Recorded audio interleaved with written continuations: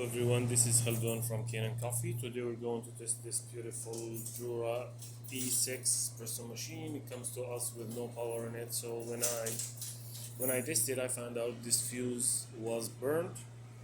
So after replacing the fuse, I noticed the machine was like slow moving and not giving the right shot, and it needs a tune-up. So during the tune-up, also this brew unit got broken, so just replace it with a new one.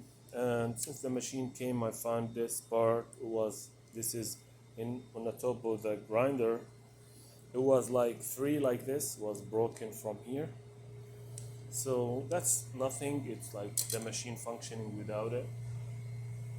So give the machine all the cleaning cycle needs. After replace this and the whole tuna, let's go ahead and test it, make an espresso shot on it.